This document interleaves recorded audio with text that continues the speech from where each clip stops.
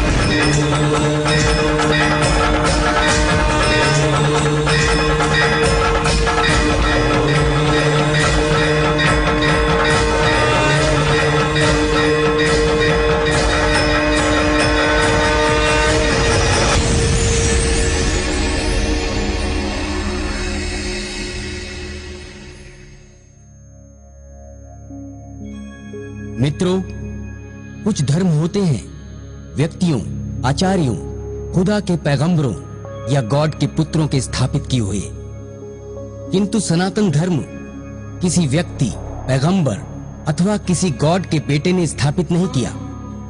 भगवान ने भी सनातन धर्म की परंपरा नहीं चलाई, अपितु सनातन धर्म में भगवान श्री राम, भगवान श्री कृष्ण प्रकट हुए।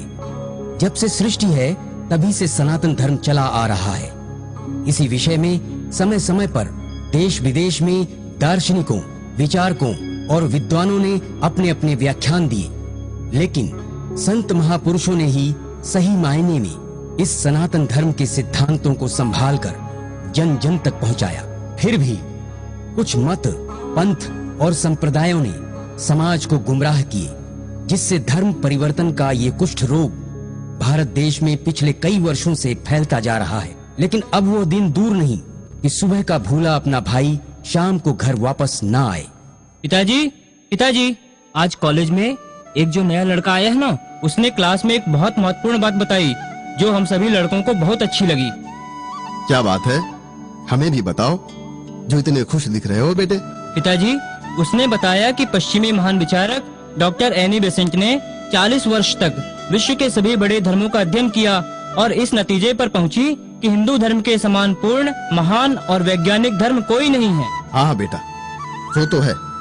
इस बात पर कोई अतिशयोक्ति नहीं, कोई शंका ही नहीं, क्योंकि हमारा हिंदू धर्म सनातन धर्म की हूबहू तस्वीर है। ये पूर्णतः वैदिक धर्म है। और पिताजी, उन्होंने ये भी कहा कि यदि कोई हिंदू धर्म छोड़ता है तो अपनी भारत माता के हृदय में छुरा भोंकता है। हाँ बेटे, महात्मा गांधी जी ने भी कहा है कि धर्म परिवर्तन वो जहर है जो सत्य और व्यक्ति की जड़ों को खोखला कर देता है। इन धर्मांतरण वालों के कुचाल से हिंदू परिवार का विदेशी भाषा, वेशभूषा और रीति रिवाज के द्वारा विघटन हुआ है।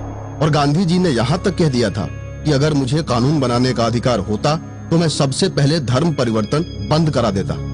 भगवान श्री कृष्ण ने भी कहा है कि अपना धर्म कल्याणकारी है और दूसरे का धर्म भय देने वाला है। पिताजी, क्या कारण है कि हिंदू दूसरे धर्म की ओर जा रहा है? क्या उसे अपने धर्म में रहना दुष्कर है?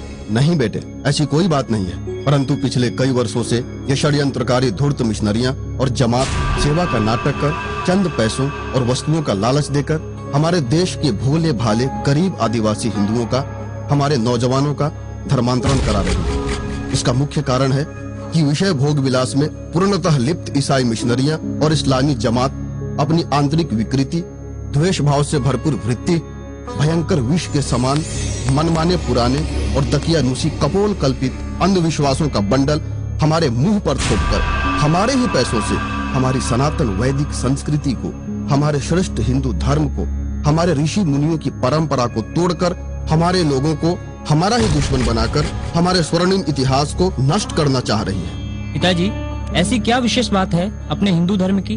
तीर्थ बेटा, सबसे पहली बात ये कि सनातन हिंदू धर्म ही वास्तव में धर्म है।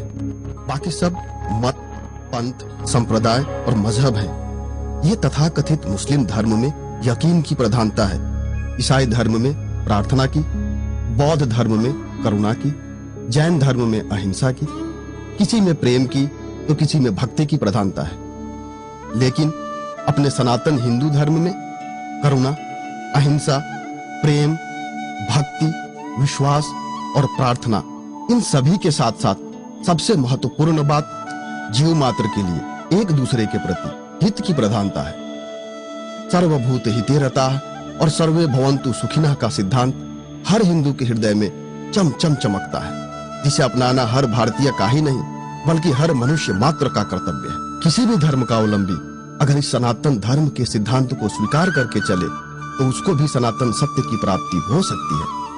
पिताजी, ऐसे अद्भुत सिद्धांत का मतलब हमें कृपया फिर से समझाइए। बेटा तीर्थ, बहुत अच्छा। इससे ये पता चलता है कि तुम भी अपने धर्म के प्रति जागरूक हो। देखो बेटे, सबके हित की बात सोचने से सबका हित होता है, परंतु भोग विलास में फंसे स्थूल बुद्धि वाले इस बात को नहीं समझते। वो तो चीज वस्तु, गाड़ी बंगला, नौकर चाकर प्राप्त कर अपने इस क्षणिक सुख को ही पूर्ण सुख मानकर चलते हैं, और उन्हें ये नहीं मालूम कि स्थूल वस्तुएं तो सीमित होती हैं तथा सूक्ष्म वस्तु व्यापक, वो सब जगह फैलती है। चूंकि विचार सूक्ष्म होते हैं, अतः शुभ विचार और सबके हित का भाव मन में आने से वैसा ही वायुमंडल बनता है, जिससे चारों ओर सबको सुख पहुंचता है। इसीलिए नित्य प्रसन्नमुख रहना चाहिए और किसी के प्रति द्वेष भाव और निंदा करके अपने हृदय और मुख को कभी मलिन नहीं करना चाहिए। जी पिताजी, ठीक है।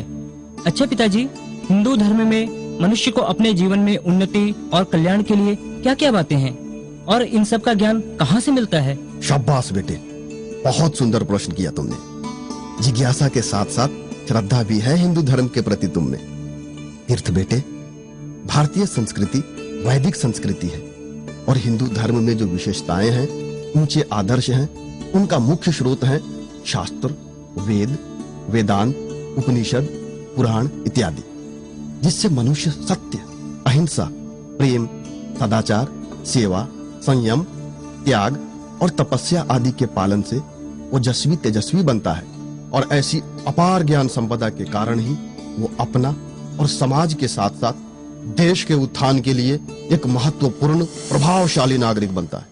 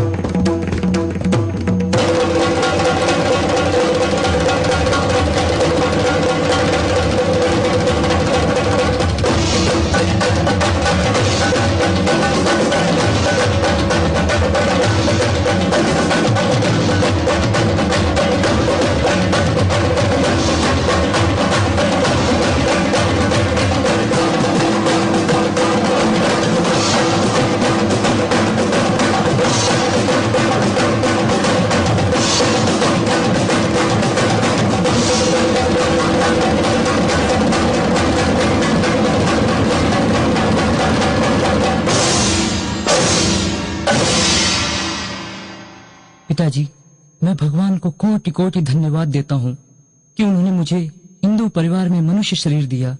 इतने ऊंचे विचार, इतनी ऊंची मान्यताएं और सिद्धांतों का ज्ञान देने वाले हिंदू धर्म में जन्म दिया। सच पूछो तो मैं बहुत भाग्यशाली हूँ। अच्छा पिताजी, जैसा कि आपने कहा ऋषि मुनि परंपरा, तो ये बात समझ में नहीं आई, इसका क्या मतलब है? इसे भी विस्तार से समझाइए ना मुझे। तीर्थ बेटे, ऐसा ही अहोभाव जो तुमने भगवान के प्रति व्यक्त किया, उसे अपने ऋषि मुनि तथा संत महापुरुषों और सद्गुरु के प्रति भी रखना होगा। भारत भूमि भगवान को बहुत प्यारी है। प्रत्येक युग में भगवान इस महान भूमि भारत में त्राता के रूप में अवतरित हुए, जिससे जन जन को ज्ञान का प्रकाश मिल सके, धरती पाप के बोझ से मुक्त हो और प्रत्येक भारतीय के हृदय में सत्य एवं धर्म प्रतिष्ठित हो सके।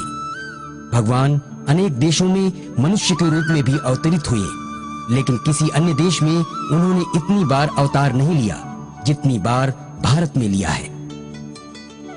तीर्थ बेटा, सबसे महत्वपूर्ण बात यह है कि भारत में ऋषि मुनि परंपरा में गुरुओं को भगवान का स्थान दिया गया है और गुरु भी निस्वार्थ भाव से शिष्यों को पुत्रवत स्नेह के साथ दीक्षा शिक्षा देते हैं तथा साथ ही साथ बालकों के माता पिता भी गुरुओं के शरण में अपने बालकों को पूर्ण श्रद्धा के साथ समर्पित करके निश्चिंत हो जाते हैं। गुरु वे हैं जिन्होंने अपने शिव तत्व को जान लिया है, पारमार्थिक सत्य को वास्तव में अनुभव कर लिया है। गुरु परम सत्य की मूर्ति हैं, उच्चतम ज्ञान के विग्रह हैं और महानतम दैवी आनंद के दाता हैं, जो शिव स्वरूप शुद्ध, पूर्ण, अद्वितीय, सनातन, सब सुख दुखों से परे, सर्वगुणातीत और सर्वोच्च है। वास्तव में गुरु ऐसे ही होते हैं जिन्हें शिष्य सद्गुरु कहते हैं और पूर्ण हृदय से समर्पण भाव से प्रणाम करते हैं। आज इसी परम उच्च कोटि के ब्रह्मनिष्ठ महापुरुष परम पूज्य संत श्री आसाराम जी बापू हैं, जो करोड़ों करोड़ों लोगों के सद्गुरु हैं, जिनके सत्संग एवं दैवी सेवा कार्यों का मुख्य उद्देश्य है मनुष्य की बुद्धि को कुशाग्र बनाना और विवेक शक्ति को विकसित करना, ताकि वो अपने अंतःकरण को शुद्ध करे, जिससे भगवान की भक्ति, गुरु सेवा, प्रेम और भगवान को पाने की उत्कट आकांक्षा जागृत हो, जिनके रहते शिष्य आत्म साक्षात्कार के लिए सद्गुरु की पूर्ण कृपा प्राप्त करता है। जी पिताजी, आपने सद्गुरु की महिमा बताकर मेरे हृदय में दिव्य भावना जगाई है। अब मैं भी संत शरण जाकर अपने कल्याण का लक्ष्य प्राप्त करूंगा। अच्छा पिताजी, अब ये तो बताएं कि अपने भारतीय संस्कृति में पर्वों त्योहारों की काफी लंबी श्रृंखला है। वर्ष भर में लगभग प्रत्येक महीने में एक न एक त्योहार आता ही है। इनकी महिमा क्या है और इनसे क्या क्या लाभ होते हैं? क्या और भी मत पंथ संप्रदायों में ये त्योहार होते हैं? तुमने सही कहा तीर्थ बेटे। अपने हिंदू धर्म में त्योहारों और उत्सवों का विशेष महत्व है।